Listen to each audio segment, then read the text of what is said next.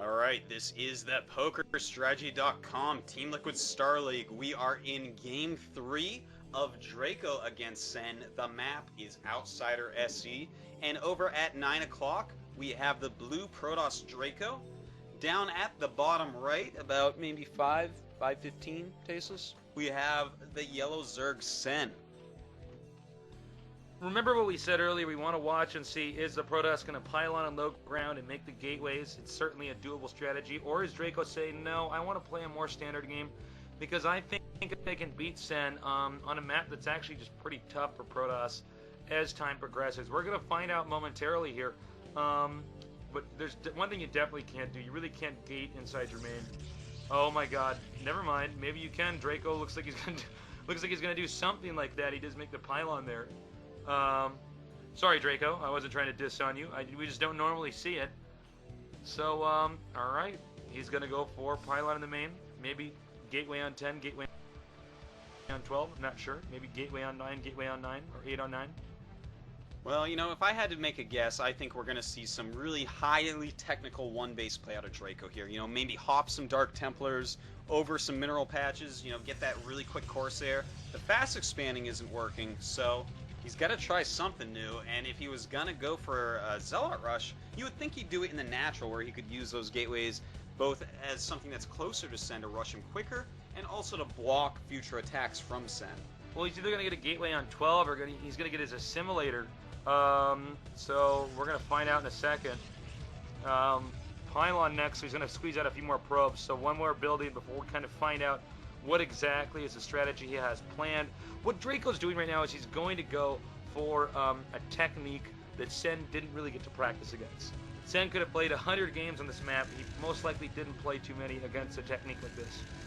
That's right, especially nowadays where, you know, you really practice a lot on IC Cup, mostly against high-level Koreans that are doing the same types of builds over and over, trying to make it as pro gamers. But at the same time, you know, Sen has a lot of different style players that he gets to play with because he also gets to practice a lot with the Chinese community, and those guys have strategies all their own. That's a very good point. Sen has experience against almost everything.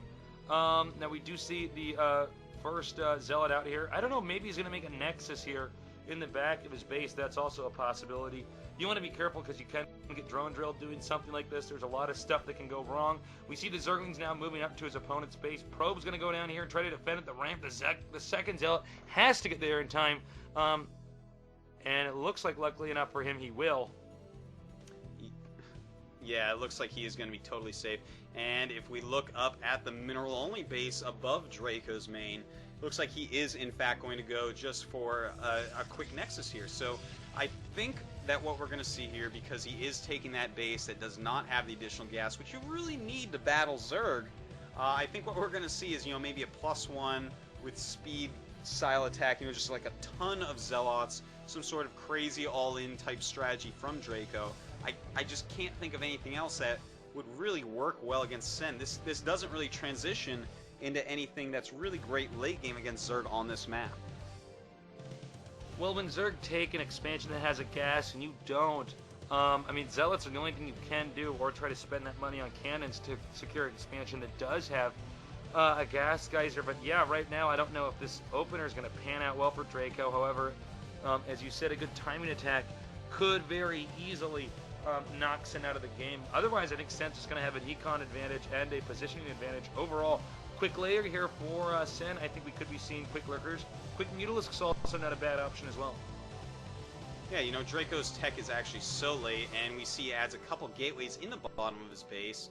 Smart move considering the Overlord abusing his lack of tech to shoot it down to see exactly what Draco is in fact doing. I think that what we're going to see here is, yeah, okay, look at that, a Hydralisk Den going up for Sen, and, you know, it looks like he must be going quick lurker, and that's a great idea, because this is going to be a mostly Zealot army as far as we can tell from Draco. Wait a minute, no, never mind, he's getting a range upgrade for Dragoons at his Cybernetics core. Oh, this is very interesting. We don't normally see techniques like this. What you do is you get just enough Dragoons to surprise the Zerg. The Zerg usually isn't going to get Zergling speed in a moment like this. You can actually run up there, pick off the sunken colonies, rush in there, and end the game. And you know what? If the Zerg isn't entirely prepared, it could lose the Zerg the game. However, this is a strategy that is so difficult to pull off. We've seen players like Stork do this from time to time with unusual Dragoon timing attacks. Let's see. We're going to find out in maybe the next 2 or 3 minutes here when he opts to move out there. But remember, if Lurkers come out, there's really nothing you can do.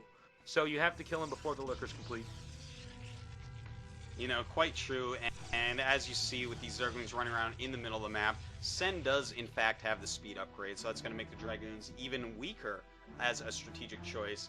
Now, Sen, at his natural, a bunch of Hydras, getting ready to morph into Lurkers, no doubt. The Lurker upgrade almost done here. And I really like the fact that, you know, we've seen Sen play the first game kind of a hidden expansion, a little bit risky, not too risky. Second game, completely straight up, no risk involved.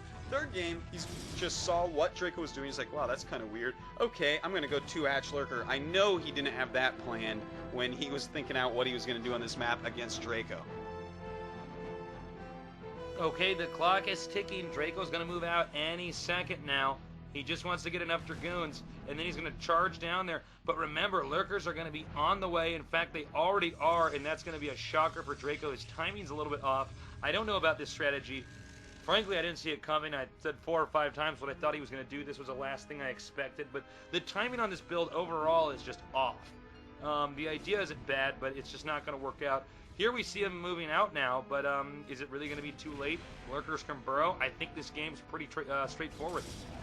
That's right. Here he goes. He's going to burrow those Lurkers up, and Draco's going to be like, oh, OMG, facepalm moment here. Yeah, that's right. Sen just running up, surrounding the Dragoons. This is huge. The Zerglings blocking the Dragoons from going up the ramp, and now we have 4 Lurkers just totally eating the Dragoons. Draco's actually going to have to GG, and Sen has just 3-0'd Draco. GG. This is absolutely ridiculous, Tasteless. Unbelievable. I did not expect the games to be that one-sided. But you know what? Sen definitely deserved the win, and he's going to move on to the round of 8.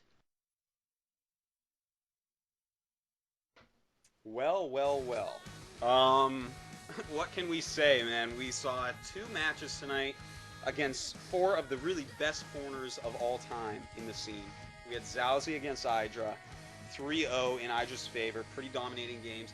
Then Sen against Draco. I never would have guessed it, but Sen has completely dominated Draco. And Draco realized it, man. I mean, he tapped right out when he knew he was dead. He was like, oh, that's it, I'm dead. Bye, GG. Well, there's really not much more to say. I think Sen definitely was the superior player in that best of 3. And by the way, congratulations to Hydra.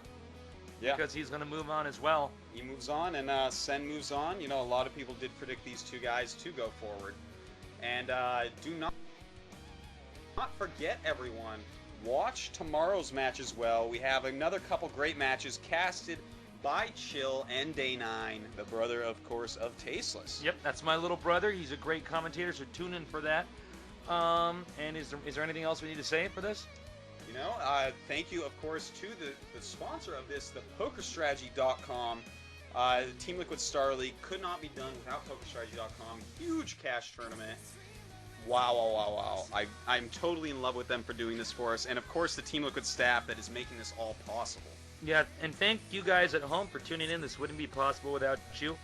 This is Tasteless and Artosis. We're here in Korea. It is now officially 6:46 in the morning.